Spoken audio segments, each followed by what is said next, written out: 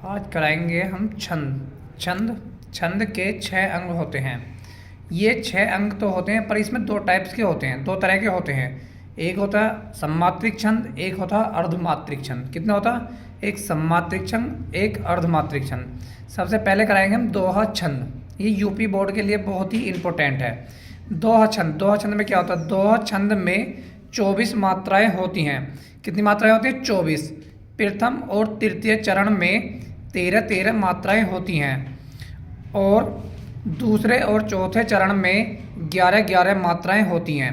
पहले और तीसरे चरण में 13-13 मात्राएं होती हैं, दूसरे और चौथे चरण में 11-11 मात्राएं होती हैं। जैसे उदाहरण लेंगे हम, श्री गुरु चरण सरोज रज, निज मन मुकुर सुधारी।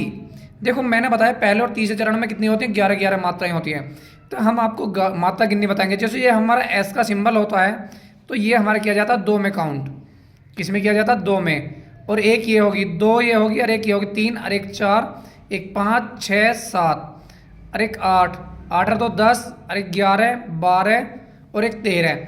देखो हमारा पहला चरण होगा, पहले में कितनी है? 13 मात्राएं होगी। जब हमारा दूसरा आएगा तो 1, 2, 3, 4, 5, 6, 7, 8 और 2 10 और एक 11। मैंने आपको बताया पहले और तीसरे चरण में 13-13 मात्राएं होती हैं, दूसरे और चौथे चरण में 11-11। मैंने पहले चरण को आपको बताया एग्जाम्पल से, उदाहरण से, तो कितनी आई? 13 मात्राएं। दूसरा मैंने बताया आपको तो कितनी मात्राएं? 11। उसके विपरीत एक छंद और आता है, सोरठा छंद। कौन सा आता है? सोरठा छंद। यह एक अर्ध सम्मात्रिक छंद होता है।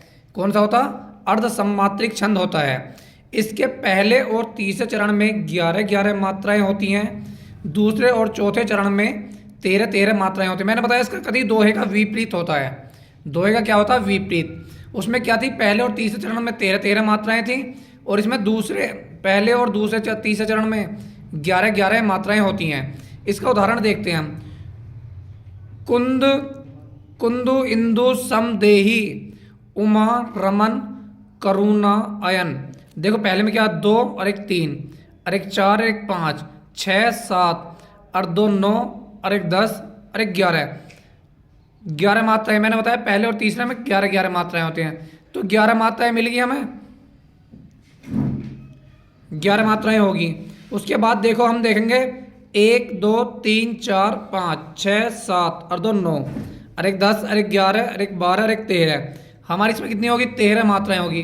पहले और तीसरे चरण में 11-11, दूसरे और चौथे चरण में 13-13 मात्राएं होती हैं। ये हमारा यूपी बोर्ड के लिए बहुत ही इम्पोर्टेंट है। आपको मैंने मात्राएं गिननी सिखाई।